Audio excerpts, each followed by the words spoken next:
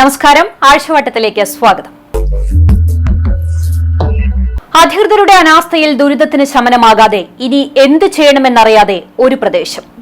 കണ്ടും കേട്ടുമറിഞ്ഞിട്ടും ഉദ്യോഗസ്ഥർ ഒന്നിൽ കൂടുതൽ തവണ പ്രശ്നപരിഹാരത്തിനായി യോഗം ചേർന്നിട്ടും ഒരു കാര്യവും ഉണ്ടായില്ല. സ്വന്തം വീട്ടിൽ നിന്ന് പുറത്തിറങ്ങാൻ കഴിയാത്ത അവസ്ഥ.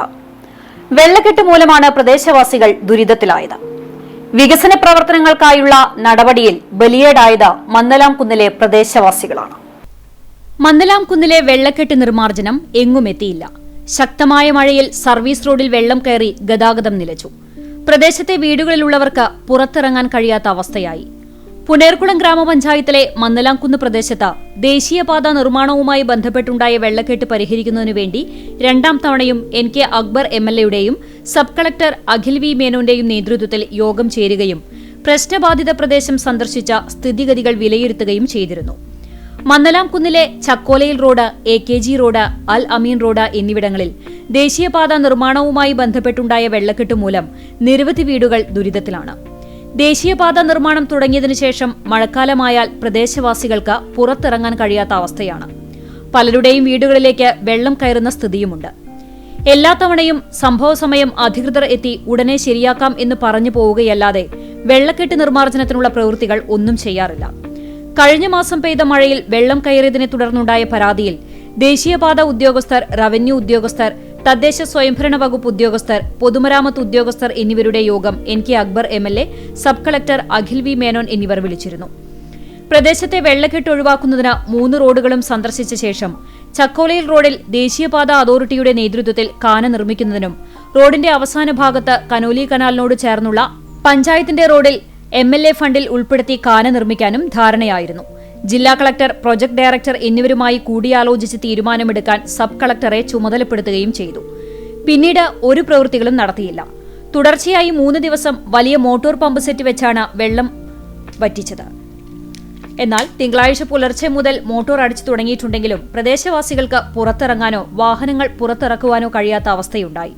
ഇതുമൂലം കുട്ടികൾക്ക് സ്കൂളിലേക്ക് പോവാനും സാധിച്ചില്ല.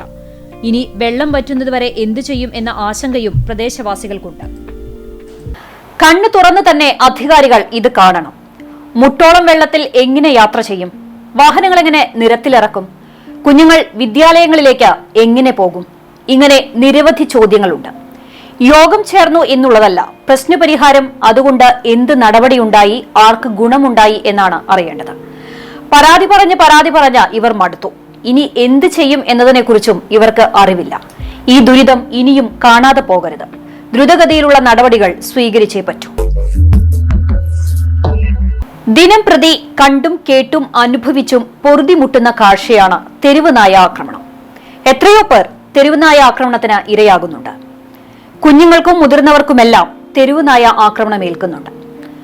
അക്രമാസക്തമായ നായ പാഞ്ഞെത്തി പലരെയും ഉപദ്രവിക്കുമ്പോൾ നിസ്സഹായരായി റോഡിൽ കിടന്ന് പിടയുന്ന പല കാഴ്ചകളും ഭീതിദായകമാണ്. ഇങ്ങനെയെല്ലാം നടന്നിട്ടും സർക്കാരിന് അനക്കമില്ല. പരിഹാരം കാണാൻ അധികൃതർ കാണിക്കുന്ന അലംഭാവം നാണക്കേടാണ്. ദിവസം തോറും തെരുവുനായ ശല്യം വർദ്ധിച്ച മനുഷ്യരും മിണ്ടാപ്രാണികളും ഇരയാകുമ്പോൾ കയ്യും കെട്ടി നോക്കി നിൽക്കരുത്. ഉത്തരവാദിത്തമുള്ള അധികാരികൾക്ക് അത് യോജിച്ചതല്ല. കൂറ്റനാടിനെ ഭീതിയിലാഴ്ത്തി തെരുവുനായയുടെ ആക്രമണം. പ്രദേശവാസികളും വഴിയാത്രക്കാരും ഉൾപ്പെടെ 5 പേർക്ക് നായയുടെ കടിയേറ്റു. ആക്രമിച്ച തെരുവുനായയെ കണ്ടെത്താൻ തെരച്ചിലിനിറങ്ങി നാട്ടുകാർ. ശനിയാഴ്ച വൈകുന്നേരത്തോടെയാണ് തെരുവുനായ ആക്രമണമുണ്ടായത്. കൂറ്റനാട് സ്വദേശികളായ 40 വയസ്സുള്ള ഷജീറ, 23 വയസ്സുള്ള അരവിന്ദ്, 60 വയസ്സുള്ള സ്വാമിനാഥൻ എന്നിവർക്കു പുറമെ ടൗണിലെത്തിയ മറ്റു 2 വഴിയാത്രക്കാർക്കും കടിയേറ്റിട്ടുണ്ട്. ആക്രമണം നടത്തിയ നായ മറ്റൊരു തെരുവുനായ കുഞ്ഞിനെ കടിച്ചു കൊല്ലുകയും ടൗണിൽ മറ്റു തെരുവുനായ്ക്കളെ മാരകമായി കടിച്ച് മുറിവേൽപ്പിക്കുകയും ചെയ്തു. യാതൊരു പ്രകോപനവുമില്ലാതെ ആളുകളെ ആക്രമിക്കുകയായിരുന്നുവെന്ന് നാട്ടുകാർ പറഞ്ഞു. തുടർന്ന് നാട്ടുകാർ സംഘടിച്ചെത്തി കൂറ്റനാട് സെന്ററിലും തൃത്താല റോഡിലുമെല്ലാം വ്യാപകമായി തെരച്ചിൽ നടത്തിയെങ്കിലും നായയെ കണ്ടെത്താനായില്ല. കടിയേറ്റ 5 പേരെയും തൃശൂർ മെഡിക്കൽ കോളേജ് ആശുപത്രിയിൽ പ്രവേശിപ്പിച്ചു. കഴിഞ്ഞ ഏതാനും ദിവസങ്ങളായി കൂറ്റനാട് ടൗണിൽ തെരുവുനായ ശല്യം അതിരൂക്ഷമാണ്. ഇതിനിടെ 5 പേർക്ക് കടിയേൽക്കുക കൂടി ചെയ്തതോടെ നാട്ടുകാരും ഭീതിയിലായി. ആക്രമണം നടത്തിയ നായയ്ക്ക് പേവിഷബാധ ഏറ്റിട്ടുണ്ടോ എന്നതാണ് നാട്ടുകാരെ ഏറെ ആശങ്കപ്പെടുത്തുന്നത്. തെരുവുനായ ശല്യം കുറയ്ക്കാൻ നടപ്പാക്കിയ പദ്ധതികളെല്ലാം പൂർണ്ണമായി നടപ്പാക്കാൻ സാധിച്ചിട്ടില്ല. ബദലായി മറ്റു പരിഹാര മാർഗങ്ങൾ നടപ്പാക്കാൻ ഇനിയും വൈകരുത്. പൊതുജനത്തിന് റോഡിലിറങ്ങി സമാധാനത്തോടെ നടക്കണമെങ്കിൽ അതിന് പൊതുബോധമുള്ള ഉത്തരവാദിത്വമുള്ള അധികാരികളും വേണം. വരുന്നത് വരട്ടെ, അനുഭവിക്കുന്നവർ അനുഭവിക്കട്ടെ എന്ന ചിന്ത മാറ്റിയേ പറ്റൂ. പല സ്ഥലങ്ങളിലും ഇത് തന്നെയാണ് അവസ്ഥ. അടിയന്തര നടപടികൾ അനിവാര്യവുമാണ്. വാർദ്ധക്യം എന്നാൽ ഉപേക്ഷിക്കപ്പെടേണ്ട കാലമല്ല, മറിച്ച് സംരക്ഷിക്കപ്പെടേണ്ട കാലമാണ്. ഈ ഒരു കാഴ്ചപ്പാടിലാണ് വയോജനങ്ങൾക്കായി ഒരു പകൽ വീട് എന്ന ആശയം വരുന്നത്. പകൽ സമയങ്ങളിൽ വീടുകളിൽ ഒറ്റയ്ക്കാവുന്ന വയോജനങ്ങൾക്ക് വിശ്രമിക്കാനും വിനോദങ്ങളിൽ ഏർപ്പെടുന്നതിനായും ഒന്ന് സംസാരിച്ചിരിക്കുന്നതിനുമൊക്കെയായിട്ടാണ് പകൽ വീട് പദ്ധതി നടപ്പിലാക്കിയത്. പല സ്ഥലങ്ങളിലും അത് കാര്യക്ഷമമായി നടപ്പാകുന്നുണ്ട്. എന്നാൽ ചിലയിടത്ത് പകൽ വീട് നോക്കുകുത്തിയായ ഇരുൾ വീടാണ്. കടവല്ലൂർ പഞ്ചായത്തിലെ പകൽ വീടിന്റെ ഇപ്പോഴത്തെ അവസ്ഥ കാണാം. 5 വർഷം മുൻപ് നിർമ്മാണം പൂർത്തീകരിച്ച കടവല്ലൂർ പഞ്ചായത്തിലെ പകൽ വീട് ഇതുവരെ തുറന്നുകൊടുത്തില്ല. 10 ലക്ഷം രൂപ ചെലവിട്ട് വട്ടമാവ് ആയുർവേദ ഡിസ്പെൻസറിക്ക് സമീപമാണ് കെട്ടിടം നിർമ്മിച്ചത്. കോവിഡ് പ്രതിസന്ധിയായിരുന്നു അന്ന് ഉദ്ഘാടനം നീണ്ടുപോകാൻ കാരണമായത്. പിന്നീട് കോവിഡ് ഫസ്റ്റ് ലൈൻ ചികിത്സാ കേന്ദ്രത്തിനു വേണ്ടി കൊണ്ടുവന്ന 300ഓളം കിടക്കകളും കട്ടിലുകളും സൂക്ഷിക്കാൻ കെട്ടിടം ഉപയോഗിച്ചു. കോവിഡ് മാറി ജനജീവിതം പൂർവ്വസ്ഥിതിയിലായെങ്കിലും കെട്ടിടത്തിനുള്ളിലെ സാധനങ്ങൾ അവിടെ തന്നെ കിടന്നു. 4 വർഷത്തോളമാണ് ഈ സ്ഥിതി തുടർന്നത്. റവന്യൂ വിഭാഗത്തിന്റെ കീഴിലുള്ള കിടക്കകളും കട്ടിലുകളും നീക്കം ചെയ്യണമെന്ന് പലപ്പോഴായി പഞ്ചായത്ത് ആവശ്യപ്പെട്ടതിന്റെ അടിസ്ഥാനത്തിൽ മറ്റൊരു സ്ഥലത്തേക്ക് മാറ്റി.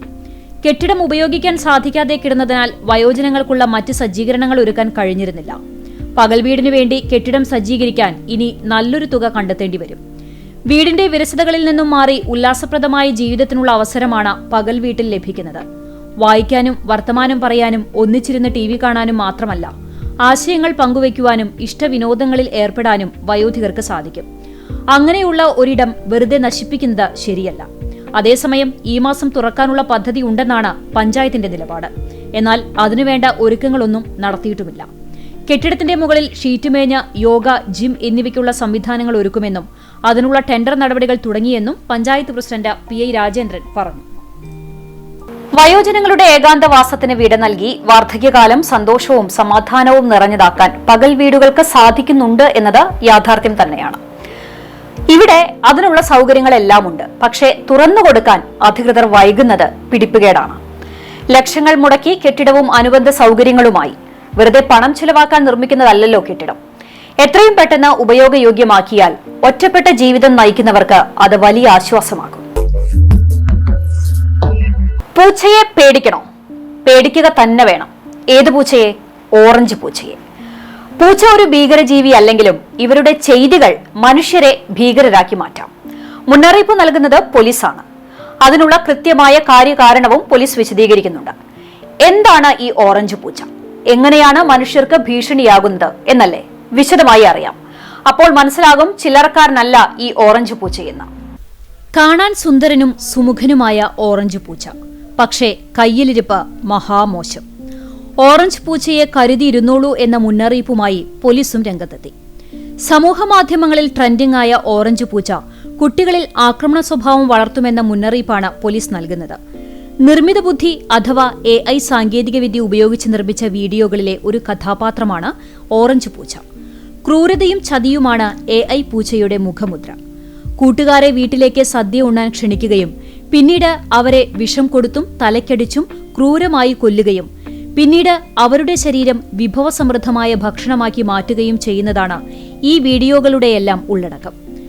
ആകർഷണീയമായ പശ്ചാത്തല സംഗീതത്തിന്റെ അകമ്പടിയോടെ ഓറഞ്ച് പൂച്ചയെ ഒരു വീരനായകനായി ചിത്രീകരിക്കുന്ന ഈ AI വീഡിയോകൾക്ക് കുട്ടികൾക്കിടയിൽ വൻ സ്വീകാര്യതയാണ് ലഭിക്കുന്നത്. കോടിക്കണക്കിന് ആളുകളാണ് ഇൻസ്റ്റാഗ്രാമിൽ ഇത്തരം വീഡിയോകൾ കാണുന്നത്.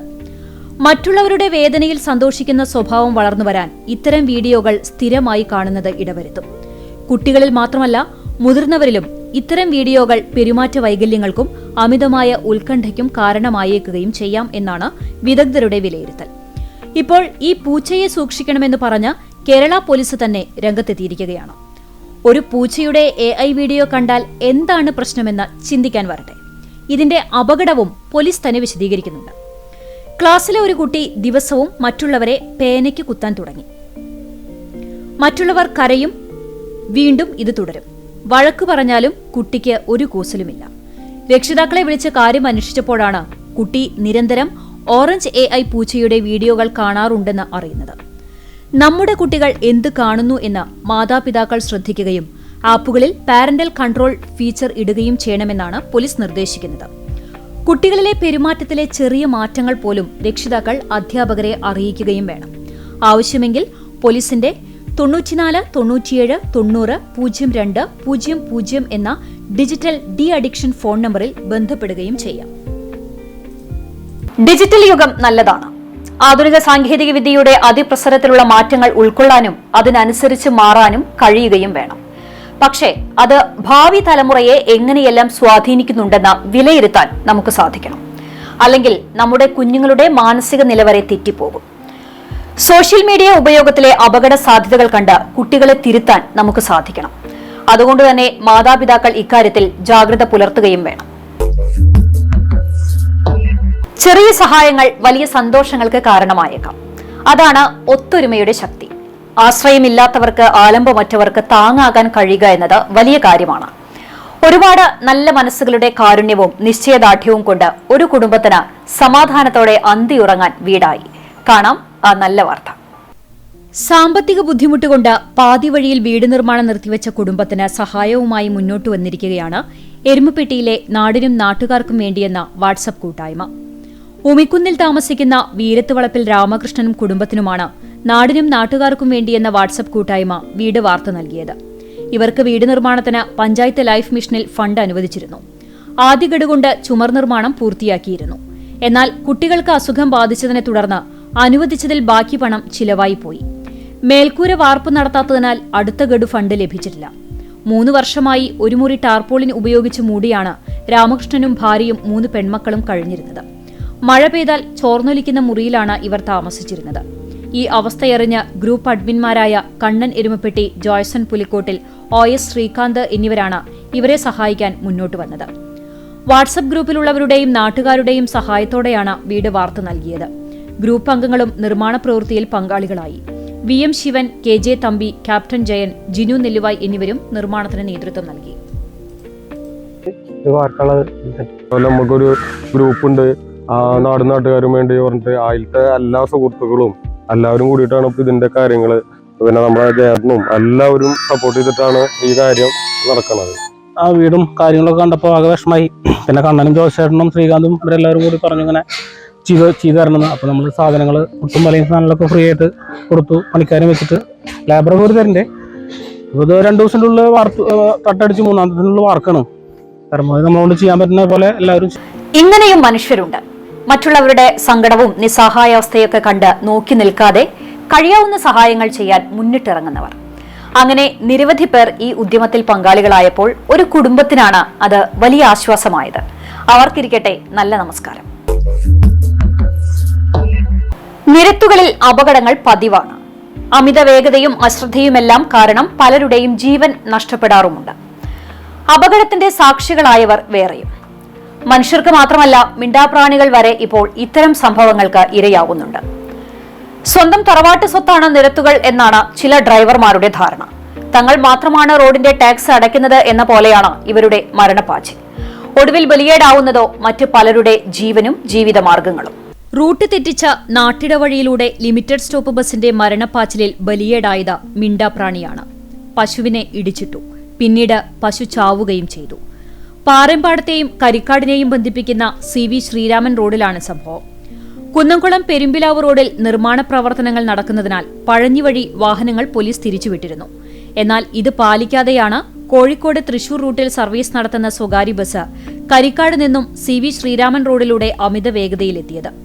വീതി കുറഞ്ഞ ഗ്രാമീണ റോഡായിരുന്നിട്ടും യാതൊരുവിധ ഗതാഗത മര്യാദകളും പാലിക്കാതെ ഈ ബസ് റോഡരികിലൂടെ നടന്നു നീങ്ങിയിരുന്ന പശുവിനെ ഇടിച്ചു വീഴ്ത്തുകയും കഴുത്തിലൂടെ വാഹനം കയറ്റിയിറക്കുകയും ചെയ്തു. പശു തൽക്ഷണം ചത്തെങ്കിലും ബസ് നിർത്താതെ പോയി. പോർക്കുളം പഞ്ചായത്തിലെ കൊങ്ങണൂർ കരുമത്തിൽ വീട്ടിൽ വേണുവിന്റെ ഉടമസ്ഥതയിലുള്ള പശുവാണ് ചത്തത്. പോലീസിൽ പരാതി നൽകിയതിനെ തുടർന്ന് ബസ് ഉടമകളെ കണ്ടെത്തി പോലീസ് ബസ് കസ്റ്റഡിയിലെടുത്തു.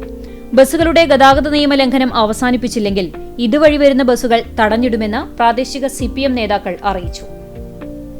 പറ്റിയ തെറ്റുപോലും മനസ്സിലാകാതെ എങ്ങോട്ടാണ് ഈ പാച്ചിൽ? മിണ്ടാപ്രാണിയാണെങ്കിലും അതും ഒരു ജീവനാണ്. ഇടിച്ചിട്ടിട്ട് ദയാദാക്ഷ്യമില്ലാതെ പോകുന്നത് ചോദ്യം ചെയ്യപ്പെടേണ്ടത് തന്നെയാണ്. റോഡിന്റെ അപകടസ്ഥിതി കൂടി മനസ്സിലാക്കി വേണം ഡ്രൈവിംഗ്. ഇത് ഒരു സംഭവമല്ല. ബസ്സുകളുടെ മത്സരയോട്ടവും അമിത വേഗതയും കാരണം നിരത്തിൽ സംഭവിക്കുന്ന അപകടങ്ങൾ കുറച്ചൊന്നുമല്ല. പക്ഷേ ഇതിനെതിരെ കർശനമായ നടപടിയെടുക്കാൻ നട്ടിലുള്ള അധികാരികൾ മുന്നോട്ട് വരുന്നുമില്ല. അതുകൊണ്ട് ഇനിയും ഇതുപോലുള്ള സംഭവങ്ങൾ പ്രതീക്ഷിക്കാം. വാർത്തയും വാർത്താ വിശകലനവുമായുള്ള ആഴ്ചവട്ടം ഇവിടെ പൂർണ്ണമാകുന്നു. നന്ദി, നമസ്കാരം.